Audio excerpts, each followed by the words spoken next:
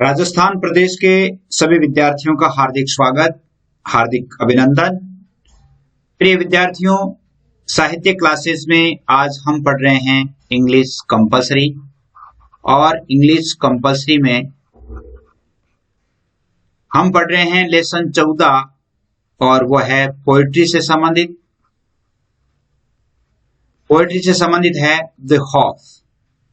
आपके 5 कविताएं जो थी उनमें से 2 कविताएं हटा दी गई है और उनमें से 3 कविताएं आपके कोर्स में है, जिनमें से एक कविता हम पहले पढ़ चुके हैं जिसका नाम था noble nature. The noble nature, noble nature कविता को हम पढ़ चुके हैं और इसका फीडबैक भी आप विद्यार्थियों द्वारा बहुत अच्छा आया। और आज हम पोएट्री का दूसरी पोएम है, कविता है द हॉफ, जिसको हिंदी में हम कह सकते हैं आशा या उम्मीद। इसके बारे में हम पढ़ेंगे। तो इसके बारे में हमें क्या क्या चाहिए एक पोएम पढ़ने के लिए, एक कविता का अध्ययन करने के लिए हमें क्या क्या चाहिए। एक तो Hindi translation of the poem, यह हमें आना चाहिए। जो भी पोएम है उसका हिंदी में ट्रांसलेशन हम कर सकें, इतना हमारे पास नॉलेज होना जरूरी है। एक्सप्लेनेशन ऑफ द पोएम और उससे कविता की व्याख्या हमारे पास होनी चाहिए। Central idea of the poem, ये सबसे इंपॉर्टेंट बिंदु है, बहुत इंपॉर्टेंट है। और सेंट्रल आइडिया यदि किसी विद्यार्थी को याद है तो मैं ये मानता हूं कि उसे सभी प्रश्नों के उत्तर याद है। जितने भी प्रश्न हैं उन सभी प्रश्नों के उत्तर है वो याद है। इसमें कई प्रश्न पूछे जाएंगे, उन सभी प्रश्नों का उत्तर देने के लिए, जैसे अपने पाठों के जो उत्तर आप जिस प्रकार भेजते थे, और आप सभी की सुविधा के लिए 9610208295 पर आपका व्हाट्सएप ग्रुप भी जो बनाया गया है, और इस व्हाट्सएप ग्रुप पर आप हिंदी कंपलसरी और इंग्लिश कंपलसरी, हिंदी साहित्य, पॉलिटिकल साइंस, इससे संबंधित आप प्रश्न है वो कर सकते हैं। इसका जो मटेरियल है वो हमारे समय समय पर जो मतलब व्हाट्सएप ग्रुप है इन पे डाला जाता है, तो आप व्हाट्सएप ग्रुप में बने रहें। इसके बाद हम पढ़ते हैं important questions from the poem. इस पोएम से हमारे लिए मोस्ट जो प्रश्न है वो कौन कौन से बनते हैं।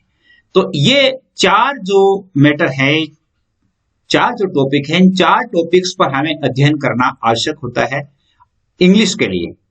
और इंग्लिश के लिए हिंदी ट्रांसलेशन भी याद होना चाहिए, एक्सप्लेनेशन भी, सेंट्रल आइडिया भी और इंपॉर्टेंट क्वेश्चंस भी। तो आज हम पढ़ रहे हैं द हॉफ। द हॉप क्या है? देखिए, द हॉप के बारे में हमें सबसे पहले हम उस कविता पर चलते हैं, और फिर बाद में, जैसे ये आपकी कविता की प्रथम जो लाइन है, इसमें सबसे पहले हमें इसके जो कठिन शब्द है यानी न्यू वर्ड्स जो है वो हमें याद होने चाहिए। तो हम सबसे पहले ये देख सकते हैं, होप। होप का अर्थ होता है आशा। डिफरेंट का अर्थ होता है विन। एक्सपेक्टेशंस का अर्थ होता है आकांक्षा। और अदर टर्म्स फ्यूचर। रिलीवेंस का अर्थ होता है संबंधित। फ्यूचर रिलीवेंस यानी भविष्य की प्रासंगिकता, रिलीवेंस इन संबंधित या प्रासंगिक। Some other things, measure of benefaction। बेनिफेक्शन का अर्थ होता है, मेजर का अर्थ होता है माप, और बेनिफेक्शन का अर्थ होता है उपकार। आप ध्यान रखेंगे, क्रिएशन का अर्थ होता है रचना, सोल का अर्थ होता है आत्मा। Makes us feel प्लेजरसम। प्लेजरसम का अर्थ होता है खुश, प्लेजरसम यानी खुश।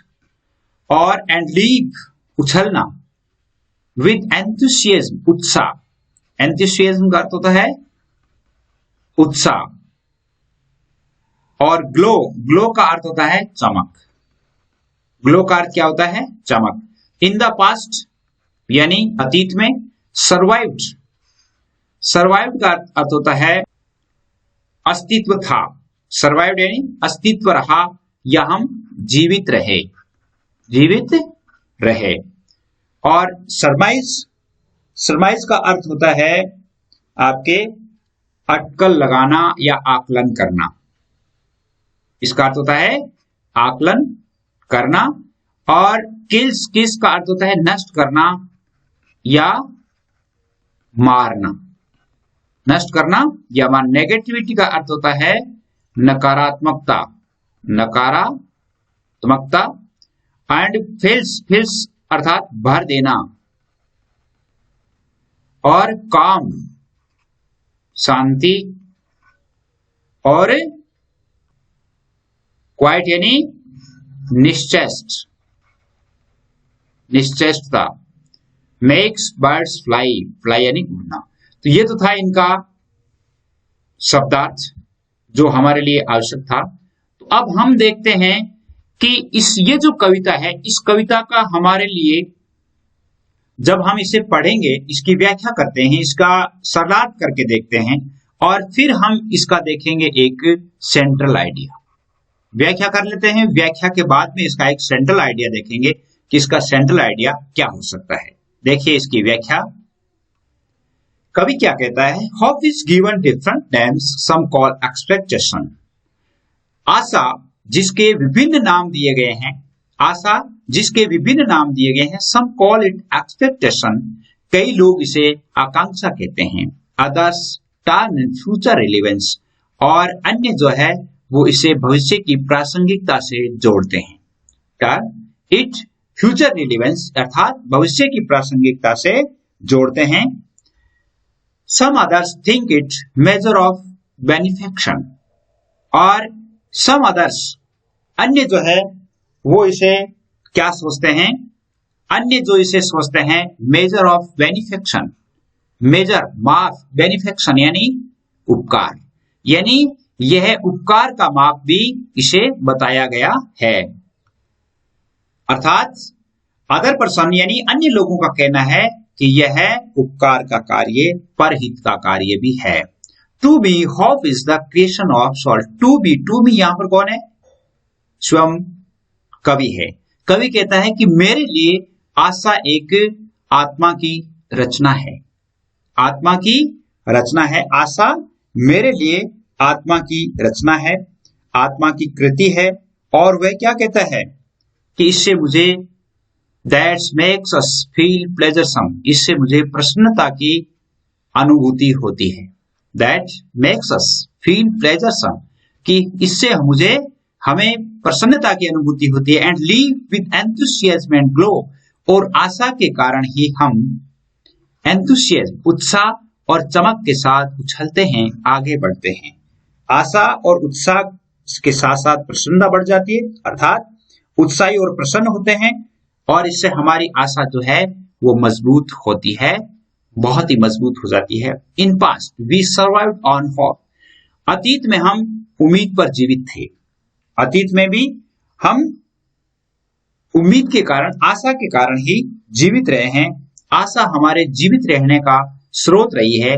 We surmise our future because of hope. We surmise our future, हम भविष्य का अंदाजा इसी प्रकार लगा सकते हैं क्योंकि आशा के कारण, आशा के कारण ही हम भविष्य का अंदाज लगा सकते हैं। होप किल्स नेगेटिविटी इनसाइड, आशा हमारे अंदर की नकारात्मकता को नष्ट करती है।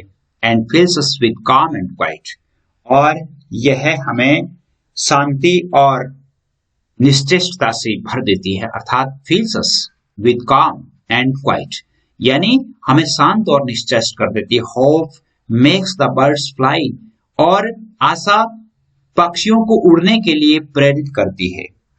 आशा जो है वो पक्षियों को उड़ने के लिए प्रेरित करती है। किस लिए? In search of food for young ones, छोटे छोटे बच्चों को भोजन की तलाश के लिए पक्षियों को इसे उड़ने के लिए अर्थात भोजन तलाशने के लिए भी आशा जो है वो प्रेरित करती है। And material to build their homes, और अपने बच्चों के लिए घोंसला बनाने के लिए मटेरियल अर्थात सामग्री इकट्ठा करने के लिए भी आशा ही उन्हें आगे बढ़ाती है। It is the hope that makes a bird, और आशा ही है जिसके कारण, जो एक कली को stay on the branch and Bloom, एक कली को शाखा पर बने रहने के लिए प्रेरित करती है। एक शाखा जो पर बड यानी कली, बड का अर्थ क्या होता है? कली। यहां पर इन सर्च का अर्थ होता है तलाश। थोड़ा इसका वापस देख लो। तलाश यंग वंस यानी छोटे छोटे बच्चे, मटेरियल यानी सामान या सामग्री, और in hope it is the hope that makes, bud का अर्थ था कली, और स्टे का अर्थ होता है रहना, फलना फूलना भी। ब्रांच का अर्थ होता है शाखा, ब्रांच का अर्थ क्या होता है? शाखा। और ब्लूम का अर्थ होता है खिलना, ब्लूम का अर्थ होता है फूल का खिलना। और ट्रीज लॉस का अर्थ होता है गिरा देते हैं अर्थात खो देते हैं। लॉस, लीव्स यानी पत्ते, लीव्स मान पत्ते। और they it one day it will laden का अर्थ होता है लद जाएंगे, लद जाएंगे। विद ग्रीन हुज अर्थात हरे भरे पत्तों से, ग्रीन हुज यानी हू यानी कलर, रंग, हू का अर्थ होता है रंग। होप एनलाइट्स का अर्थ होता है आलोकित करना, एनलाइट्स का अर्थ होता है आलोकित करना। लाइफ्स ग्लूमी, और ग्लूमी का अर्थ होता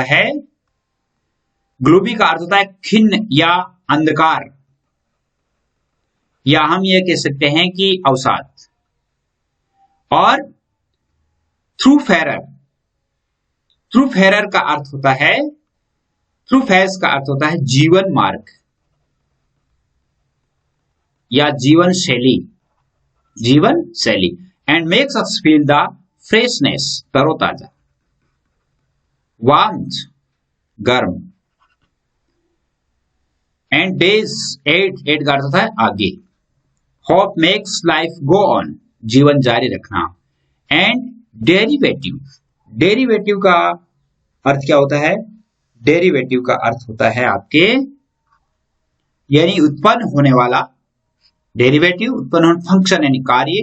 called the hope is prime excellence का अर्थ होता है यानी उच्चतम या बहुत ही अच्छा। और right from the day is born का अर्थ होता है जन्म।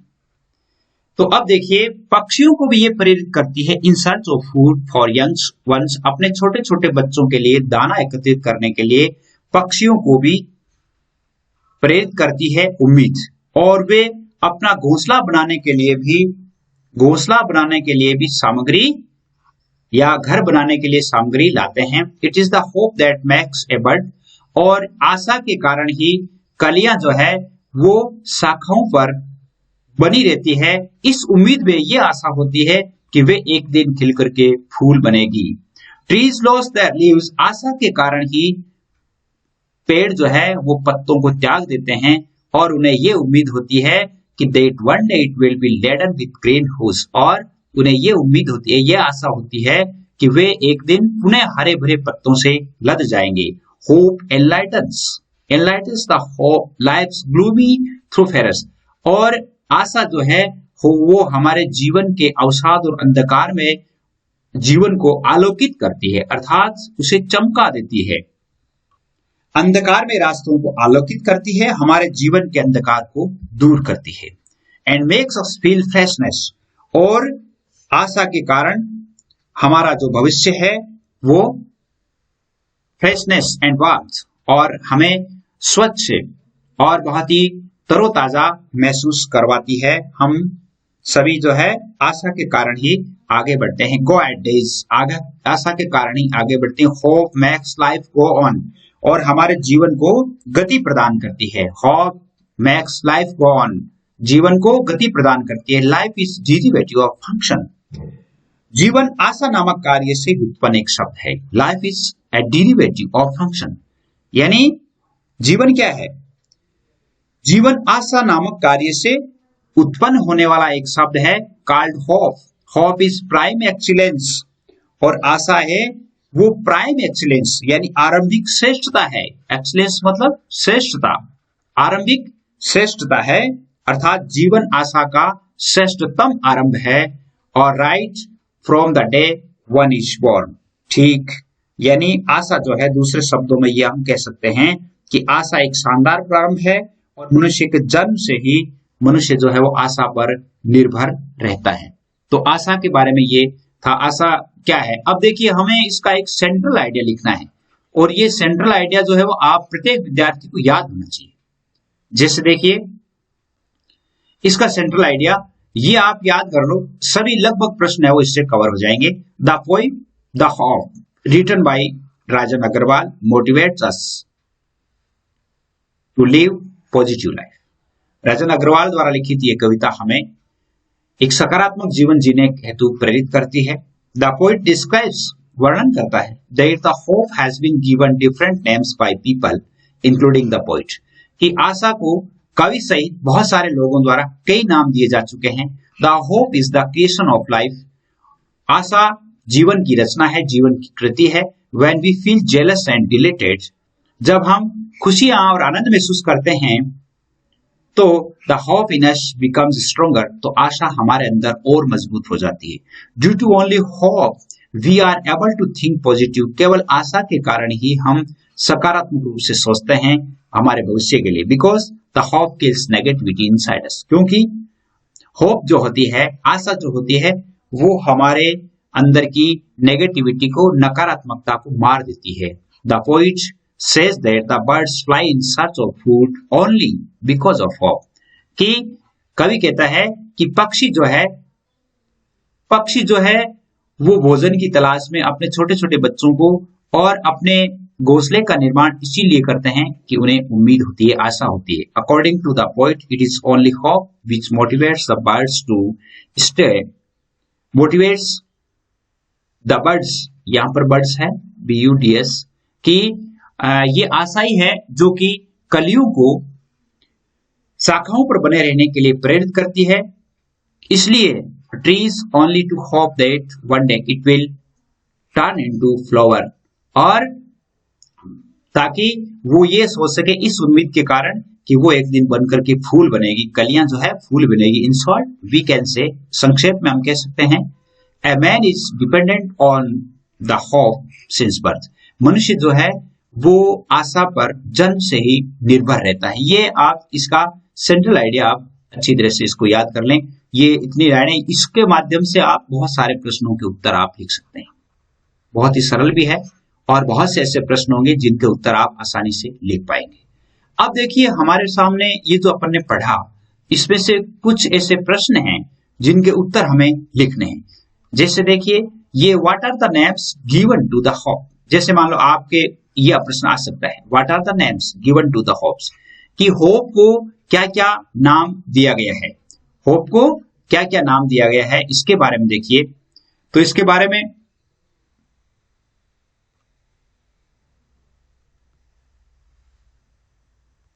तो प्रश्न है कि what are the names given to the hope, तो हम ये लिख सकते हैं, the hope is given different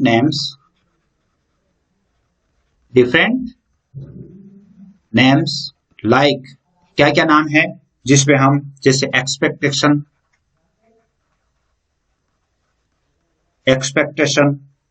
future relevance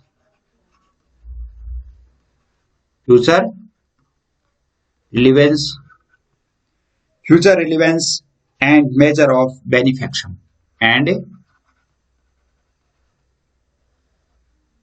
measure of benefaction,